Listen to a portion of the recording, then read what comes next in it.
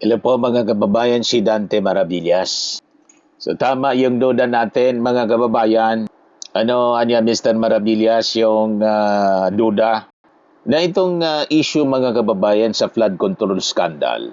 Gusto niya i-jack ng mga agents, ng mga grupo para isuppress ang real accountability that is coming for Sara Duterte.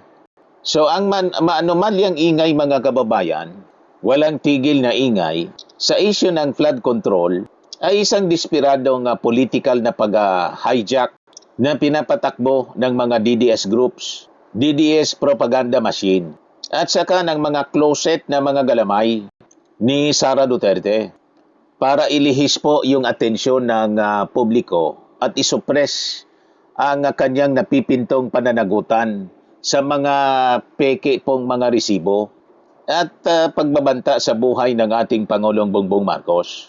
Pati kay Lisa at dating Speaker Martin Romualdez.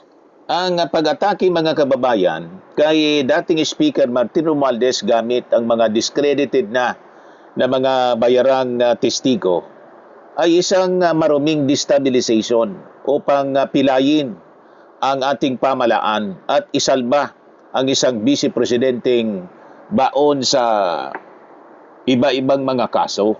Yung arkitekto ng kasinungalingan, si Mike Defensor, at saka si Atty. Libito Baligod, sila po yung nasa likod nitong mga pag-imbento ng kwento ng mga Maleta Boys. Ginamit po nila yung mga dating bodyguards ni dating Congressman Saldico para magpalutang ng mga nakakalitong mga kwento ng mga mali-malita ng pera na sabi diniliver nila di umano kay Martin Romualdez at iba pang mga personalities na dinamay sa kontrobersy. Ngunit mga kababayan, yung circus nito ay tuluyan ng gumuho at napaya ng yung apat sa mga pangunahing testigo mga kababayan ang nag-recant. Binawi yung kanilang salaysay sa NBI. You see? Ayagan po nilang inamin na binayaran, tinakot at diniktahan lang sila ni na Defensor at ni Atty. Baligod para mag-imbento raw ng kasinungalingan. Di ba?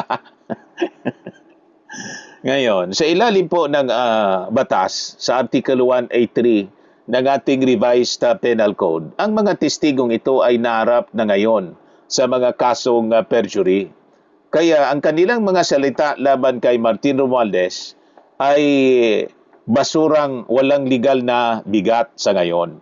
At may mga agent sila, mga kababayan sa loob ng Kongreso.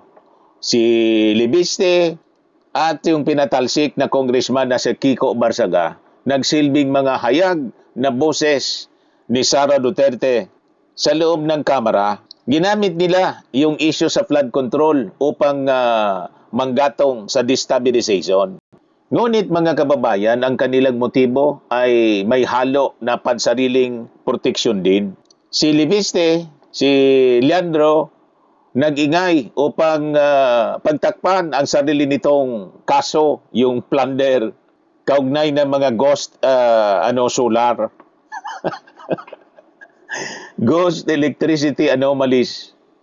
Si Kiko Barsaga naman mga kababayan na patunayang walang basihan yung mga pag-atake at araw-araw na pagpapakalat niya ng fake news. Kaya yon, formal na pinatalsik as member ng Congress.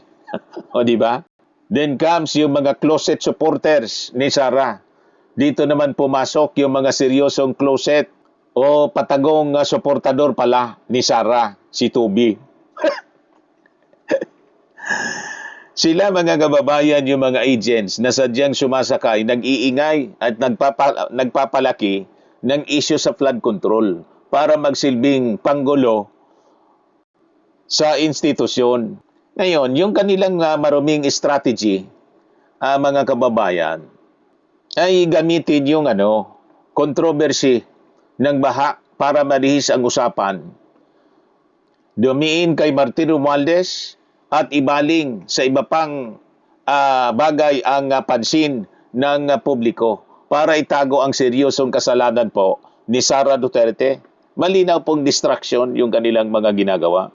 So, bagamat mga kababayan, itong si Toby napilitan lamang bumoto ng yes sa impeachment dahil sa takot siguro na madamay sa paglubog ng Vice Presidente ang kanyang mga naging walang basihan na paratang mga kababayan, malinaw na pagtatangka pa ring isalba si Sara mula sa tuluyang pagkasakote. Ngayon, dito tayo sa DDS propaganda machine. Ang makina sa likod ng malawakang operasyong ito, mga kababayan, ay ang DDS propaganda machine. Isang organisado po siyang network ng mga bayad na mga influencers, mga troll farms, at online operators na nagkikinabang po sa pamilyang Duterte. Pero binabaliktad nila. Kaya mahilig sila po na mag-akusa ng bayad ni Bangag. O, di ba? Palibhasa gawain nila, mga kababayan. Sila po yung sentro ng mga aktibidad ng black propaganda. Inuutosan ng makinang ito na i-hijack, mga kababayan, ang totoong emosyon at galit ng ating mga mamamayan tuwing may baha upang artificial na itrend at itutok ang sisi kay Martin Romualdez. Hindi ninyo napag-alata? Ito ay isang smokescreen strategy, mga kababayan, na inilunsad sa social media upang maging bulag, pipi at bingi ang publiko sa daan-daang milyong pisong pundo ng bayan na literal, mga kababayan, na nilamon, nawaldas po ng Office of the Vice President at ng DepEd. So ang real accountability, mga kababayan, ay pilit na itinatago nila. Ang totoong dahilan ng lahat ng pag-hijack na ito ay ang matinding takot nila na si Sara Duterte, mga kababayan, matinding takot mismo ni Sara Duterte dahil sa matitinding ebidensya po, mga kababayan, na lumilitaw na hindi kayang pasinungalingan as presented by the prosecution sa impeachment court. Yan, mga kababayan, ang nangyayari ngayon sa impeachment court kasi nakikita natin yung nakakalula na korupsyon. So ang opisyal, mga kababayan, ulat ng Commission on Audit ay hindi kayang burahin ng kanilang propaganda machine. Nakikita po ng taong bayan sa impeachment court ng kanyang opisina ay talagang naglustay ng pundo ng bayan. Kaya todo palusot sa pamamagitan ng pag-imbento ng mga kwento. Napakalakas na mga ebidensya na lumabas, mga kababayan, sa trial. Hindi kaya nilang magpalusot dito sa mga resibo ng peking mga pangalan. Tulad ni Mary Grace Piatos, Rinan Piatos. Sino ba to? Si Jay Camote, na nakasulat, mga kababayan, sa mga acknowledgement receipts na puro PK yung pirma. So ito, mga kababayan, ay malinaw na culpable violation ng ating konstitusyon at graft in corruption, mga kababayan. Ngayon, may criminal case pa si Sara na final yung Department of Justice. Naharap si Sara sa seryosong kasong grave threats, mga kababayan, at inciting to sedition matapos niyang hayagang aminin sa telebisyon na nag-arkila siya ng hitman para ipapatay, mga kababayan, yung ating Pangulong Marcos, si Lisa at saka si Martin Romualdez. Yung inciting, ang sabi, mga kababayan, ay dinismiss. Ang itinuloy yung 3 counts ng grave threats.